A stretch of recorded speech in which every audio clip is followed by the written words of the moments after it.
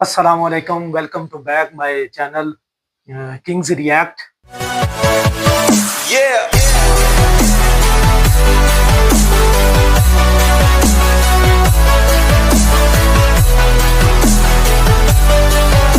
मेरा नाम रखा किंग और मेरे साथ हैं सगीर अहमद।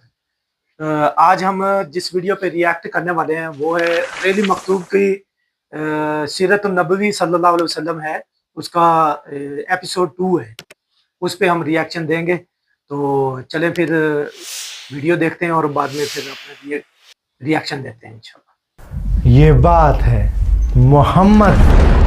इक़रा, पढ़ो, अपने रब के नाम से पढ़ो, सल्लल्लाहु अलैहि वसल्लम की। हेराक्लियस के इस शानदार महल में दिह्या अल-क़ल्बी का इस्तक़बाल पूरे एहतराम के साथ किया जाए, जो हमारे लिए अरब से पैगंबर मोहम्मद का पैगाम लाए हैं। और इस खत को पढ़ने के बाद मुझे यकीन है यही वो मोहम्मद हैं जिनका जिक्र हमारी किताबों में है। मैं और आप मुसलमान होने का दावा करते हैं, पर एक सवाल का जवाब दीजिए कि अल्लाह के रसूल सल्लल्लाहु अलैहि वसल्लम ने इस दीन को फैलाया, उसके बावजूद भी इस्लाम को दीन इब्राहिमी क्यों कहा जाता है? ये कैसा खुदा है जो तुम्हारा इम्तिहान पर इम्तिहान लेता है? इब्राहिम, वापस लौट जाओ। जरा सोच कर देखिए, रोम के पास ताकत है, पर्शिया के पास दौलत है, दुनिया में कितने हरे भरे इलाके हैं, लेकिन उसके बावजूद भी अल्लाह सुब्हानहू तआला ने अपने घर काबा के लिए मक्का को ही क्यों चुना? और क्या सच में कौम आद, कौम समूद के लोग इतने लंबे लंबे कद के थे कि उनके आगे पहाड़ भी छोटे लगते थे? इब्राहीम अलैहिस्सलाम को अल्लाह के दोस्त होने का दर्जा मिला हुआ है, उसके बावजूद भी क्यों अल्लाह सुब्हानहू तआला ने उनकी दुआ को रिजेक्ट कर दिया? इब्राहिम, इसे आग में फेंक दो, ऐसी मिसाल कायम करो कि फिर कोई दोबारा ऐसा करने की सोच भी न सके। अगर आप इनमें से एक सवाल का जवाब भी नहीं जानते ना, तो इसका मतलब यह है कि आप अल्लाह के नबी से मोहब्बत करने का दावा तो करते हैं, लेकिन उनको जानने की कोशिश नहीं करते।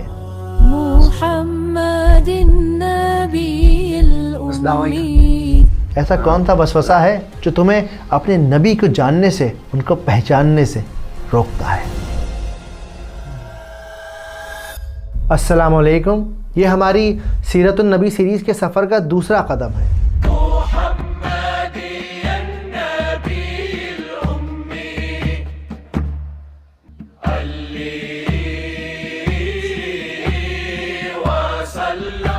पिछले एपिसोड में हमने जाना कि कौन थे वो पहले शख्स जिन्होंने सीरतुन नबी को लिखा, कैसे आप सल्लल्लाहु अलैहि वसल्लम की ज़िंदगी को पढ़ना हर इंसान पर फ़र्ज़ आइन है, और कौन सी किताबों से हम सही तरीक़े से सीरतुन नबी को पढ़ सकते हैं। मोहम्मद मेरे ख़्याल में अंग्रेज़ी में one of the best book है, one of the best book. आज इस एपिसोड में नबी पाक सल्लल्लाहु अलैहि वसल्लम की ज़िंदगी को गहराई से समझने के लिए हमें इस कैनवस को समझना होगा जिस पर ये तस्वीर बनी है, यानी हमें अरेबिया को समझना होगा। अपने आप से कुछ सवाल करने होंगे कि आप सल्लल्लाहु अलैहि वसल्लम को अल्लाह सुब्हानहू तआला ने मक्का में ही क्यों पैदा किया? अरब लोग कौन थे और वो कहाँ से आए? इसके अलावा रोम, पर्शिया, दुनिया के हरे भरे मुल्कों को छोड़कर अल्लाह सुब्हानहू तआला ने अपने घर काबा के लिए मक्का को ही क्यों चुना? एक ऐसी जगह जहाँ न खेती होती है न पानी बहता है, जहाँ सूरज आसमान से आग बरसाता है और सन्नाटा कानों को चीर कर रख देता है। इसके अलावा आप सल्लल्लाहु अलैहि वसल्लम ने ऐसा क्यों कहा कि मैं नबी इब्राहीम अलैहिस्सलाम की दुआ का नतीजा हूँ? हम इब्राहीम अलैहिस्सलाम की दुआ हैं। व इज़ यरफ़अ इब्राहीमुल क़वाइद मिनल बैत व इस्माईल, या अल्लाह, जैसे तूने मुझसे और मेरे बेटे इस्माइल से कुर्बानी ली, मेरी औलाद में से एक उम्मत पैदा कर जो मेरी तरह कुर्बानी पेश करें। इन सब सवालों के जवाब अगर हमारे पास होंगे तो नबी पाक सल्लल्लाहु अलैहि वसल्लम की ज़िंदगी को समझना हमारे लिए और आसान हो जाएगा।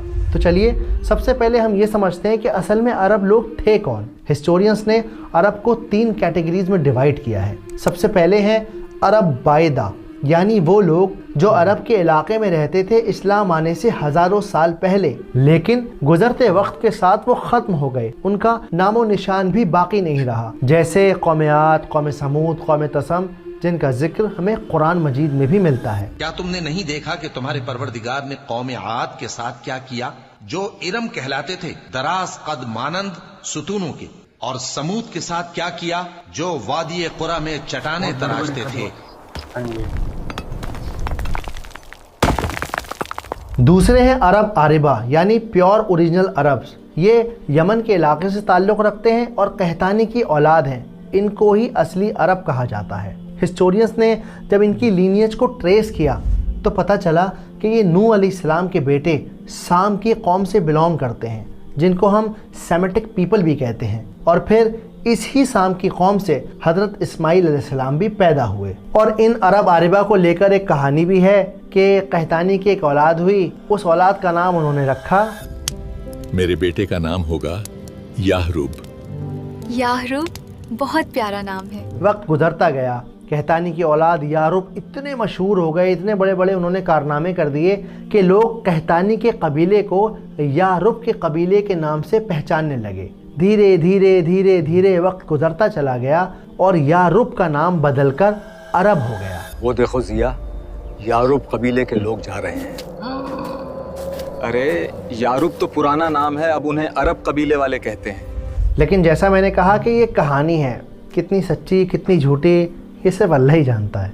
آپ تو بس اتنا یاد رکھیے کہ وہ لوگ جو یمن اور ساؤتھ عربیہ کے علاقوں میں رہتے تھے اور جن کے بارے میں ہمیں ہسٹوریکل ایویڈنس ملتا ہے، انہیں ہی قحطانی عرب یعنی اصلی عرب کہا جاتا ہے۔ تو اوس اور خزرج، قزاحہ، یہ سارے قبیلے اصل میں اصلی عرب ہیں، جن کے بارے میں ہم سیرت النبی میں آگے جا کر پڑھیں گے۔ تیسری کیٹیگری ہے عرب مستربہ، یعنی وہ لوگ جو عرب نہیں تھے لیکن گزرتے وقت کے ساتھ وہ عرب بن گئے۔ یہ عرب مستربہ ہمارے لیے سب سے زیادہ امپورٹنٹ گروپ ہے، کیونکہ یہ اسماعیل علیہ السلام کی نسل سے شروع ہوتے ہیں۔ قحطانی کے گزرنے کے کئی سو سالوں کے بعد یہ لوگ مکہ آئے اور یہ مکہ میں عرب کے لوگوں کے ساتھ رہنے لگے۔ دھیرے دھیرے دھیرے دھیرے انہوں نے عربی زبان کو سیکھا اور پھر یہ عربی ہی کہلانے لگے، جبکہ یہ اصلی عرب نہیں تھے۔ تو یہاں نوٹ کرنے والی بات یہ ہے کہ آپ صلی اللہ علیہ وسلم اسی گروپ کا حصہ ہیں۔ محمد النبی الامی۔ جب ہسٹورینز نے ان کی نسب کو، ان کی لینیج کو ٹریس کیا تو پتہ چلا کہ آپ صلی اللہ علیہ وسلم کی لینیج سیدھے عدنان تک جاتی ہے۔ یہاں تک کسی بھی علماء کو، کسی بھی ہسٹورینز کو کوئی کنفیوژن نہیں ہے، عدنان تک جو لینیج ہے اس کے بارے میں ہمیں سارے ثبوت ملتے ہیں۔ اب ذرا اس چارٹ پر غور کیجئے۔ اب یہاں جب آپ نیچے آئیں گے تو یہاں پر ایک نام لکھا ہے فہر۔ فہر کا لقب ہی قریش تھا، یہیں سے قریش قبیلے کی شروعات ہوئی جو بعد میں جا کر مکہ کے سردار بنے۔ ہاشم ٹھیک کہتا ہے، ہم پر کوئی ہاتھ نہیں ڈال سکتا، ہم ہیں قریش۔ ان عرب مستربہ کے بارے میں ایک بات بڑی مزیدار ہے کہ دھیرے دھیرے دھیرے دھیرے انہوں نے اپنے آپ کو اتنا زیادہ عربوں کے ساتھ ڈھال لیا کہ ان لوگوں نے اصلی عربز کو بھی لینگویج کے معاملے میں پیچھے چھوڑ دیا۔ یہ عربی میں، عربی پوئٹری میں، عربی لینگویج میں اتنے زیادہ ماہر ہو گئے کہ پورے عربیہ کے اندر ان کی پوئٹری کی مثالیں دی جانے لگی۔ جب شاعر ابو سفیان کے گھر جاتے ہیں لطف ملتا ہے، پیار پاتے ہیں، خوب پیتے ہیں، خوب کھاتے ہیں۔ جب شاعر ابو سفیان کے گھر جاتے ہیں۔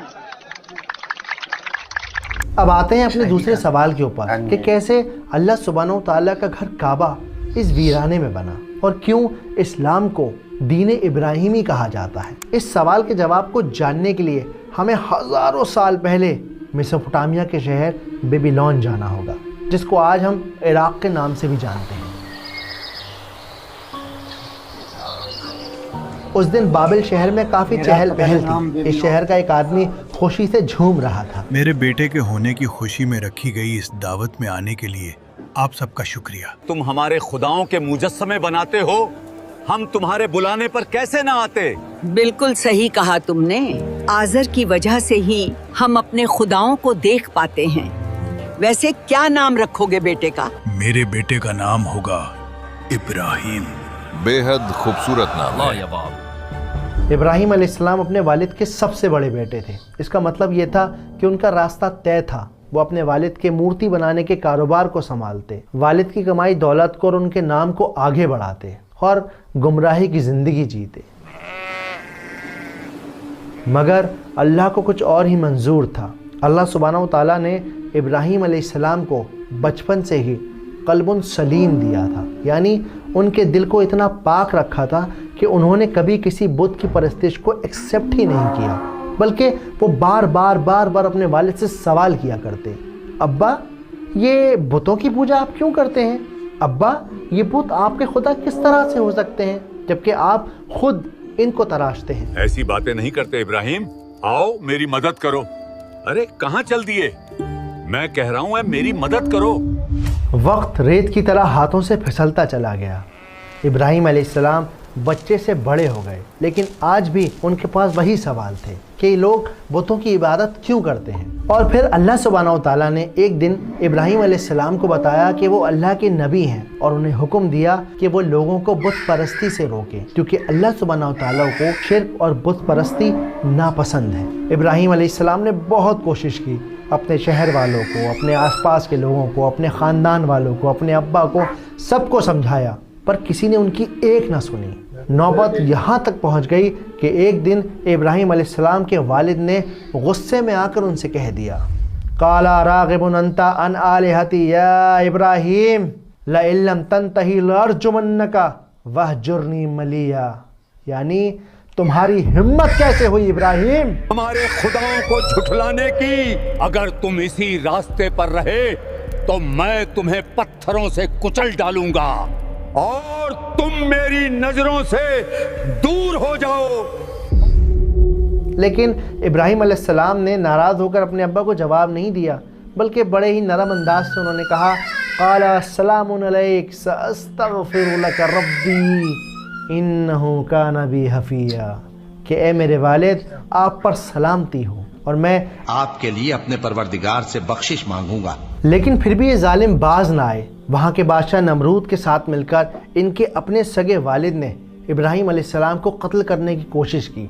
उनके थ्रू एक ऐसी मिसाल सेट करने की कोशिश करी कि दोबारा से कोई उनके बुतों को झुठला ना सके, जिसके लिए उन्होंने एक बहुत बड़ी आग का इंतज़ाम किया। इतनी बड़ी आग कि उसके ऊपर से अगर परिंदा भी गुजर जाता तो ख़त्म हो जाता। इसे आग में फेंक दो, ऐसी मिसाल कायम करो कि फिर कोई दोबारा ऐसा करने की सोच भी न सके। इसे जलाकर राख कर दो, फना कर दो, जला दो, जला दो, जला दो, जला दो, जला दो, जला दो। किताबों में मेंशन है कि जब इब्राहीम अलैहिस्सलाम को आग में डाला जा रहा था तो जिब्रील अलैहिस्सलाम उनके पास आए और उन्होंने उनसे कहा, Ibrahim do you need any help, क्या तुम्हें कोई मदद चाहिए? इब्राहीम अलैहिस्सलाम मुस्कुराए और उन्होंने कहा कि अगर अल्लाह ने तुम्हें भेजा है तो ज़रूर। तो इसके जवाब में जिब्रील अलैहिस्सलाम ने कहा, तो कहिए ना अपने खुदा से कि वो आपकी मदद करे। इब्राहीम अलैहिस्सलाम ने कहा, क्या वो देखता नहीं कि मैं किस हाल में हूँ?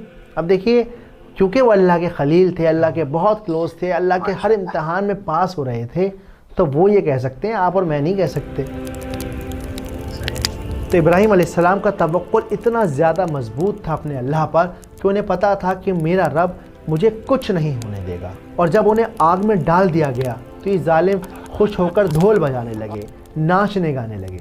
लेकिन कुछ देर बाद अल्लाह ने आग को ठंडा कर दिया। इब्राहीम अलैहिस्सलाम एज इट इज़ आग से बाहर आ गए। हमने हुक्म दिया, ए आग सर्द हो जा और इब्राहीम पर सलामती वाली बन जा।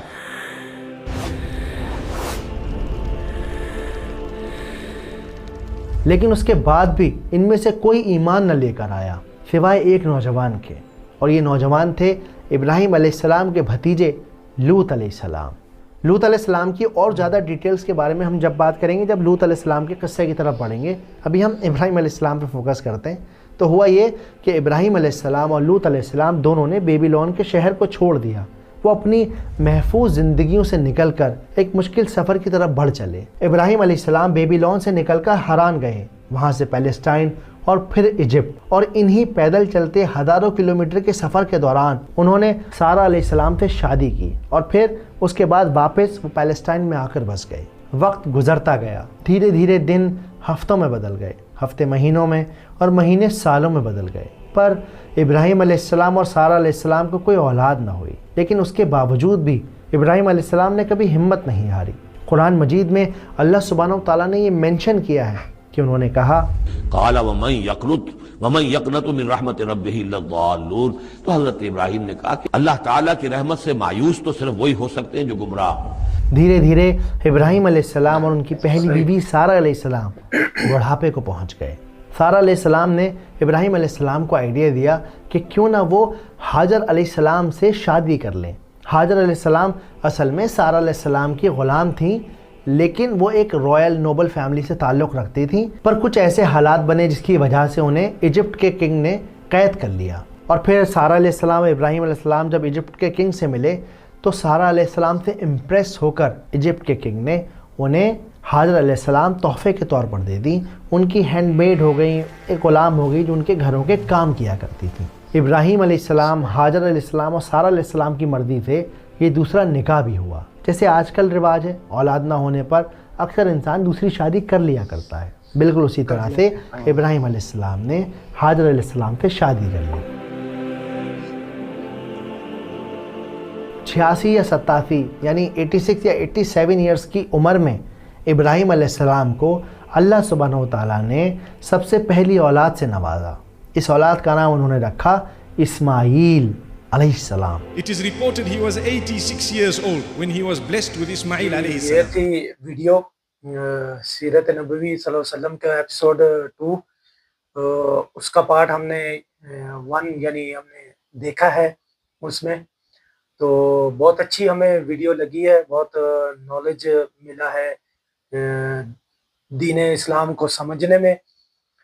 اتنا ہم اسی لیے ویڈیو بار میں بول بھی چکا ہوں کہ ہم ویڈیو اس لیے لے کر آتے ہیں، یہ سب سے زیادہ ہمارا یہی حساب یہ ہوتا ہے ذہن میں کہ ہم ویڈیو خود دیکھتے ہیں اور ہمیں بھی نالج ملتا ہے اس کے بارے میں بہت سارا، کیونکہ بہت سی ایسی باتیں ہیں جو ہمیں معلوم نہیں ہے۔ تو یہ ماشاءاللہ بہت اچھی ویڈیو تھی، اور جیسے اس میں پتہ چلا کہ کیسے عرب کے لوگ اللہ تعالیٰ نے کیسے یہ عرب لوگوں کو ہی کیوں چنا، نبی کریم صلی اللہ علیہ وسلم کو بھیجنے کے لیے یہ علاقہ جو ہے وہ ہی کیوں چنا گیا، وہ اس میں انہوں نے بتایا، حالانکہ اس کے بارے میں ہمیں پہلے معلوم نہیں تھا۔ تو بہت اچھی ویڈیو ہے، تو مجھے تو بہت اچھی لگی ہے۔ تو ابھی صغیر بھائی سے بات کرتے ہیں، کیسی لگی ہے پھر آپ کو؟ بہت ماشاءاللہ ویڈیو اچھی لگی ہے، بہت پیاری ہے، اور رکھا بھائی جیسے بتا رہا تھا کہ مکہ کی جگہ جو اللہ نے بچانے کی خانہ کعبہ کے لیے، یہ بہت رب کے فیصلے، رب بہتر جانتا ہے۔ ہم یہ ویڈیو سننے کے بعد ہمیں بہت علم ملا ہے، ہمیں کئی باتوں کا علم نہیں تھا، اس لیے ہمیں کوئی علم، ہمارے بھی علم میں اضافہ ہوا ہے۔ تو رکھا بھائی بہتر جانتے ہیں کہ ہم رکھا بھائی سے بات کرتے ہیں۔ تو یہ تھی ہماری ویڈیو اور ریاکشن، جو ویڈیو دیکھی ہے ہم نے ریاکشن دیا ہے۔ تو انشاءاللہ ہمارا آپ سے درخواست ہے ہماری ویڈیو جو ہے وہ پوری دیکھا کریں، کیونکہ ویڈیو دیکھنے کا مقصد، یہ لانے کا مقصد یہی ہے کہ آپ لوگوں کو دین کے بارے میں پتہ چلے، ہم بھی سیکھ رہے ہیں، ہمیں بھی پتہ چلے اور آپ لوگوں کو بھی۔ تو ویڈیو پوری مکمل اینڈ تک ضرور دیکھیں، اور آپ کو معلوم ہو کہ سیرت نبوی جو ہے جس کے بارے میں یہ انہوں نے ویڈیوز شروع کی ہیں بنانے کے لیے، بنا رہے ہیں، تو پتہ چلے کہ سیرت نبوی ہے کیا۔ ٹھیک ہے جی، تو انشاءاللہ پھر ملتے ہیں نیکسٹ ویڈیو میں۔ اللہ حافظ۔ اللہ حافظ۔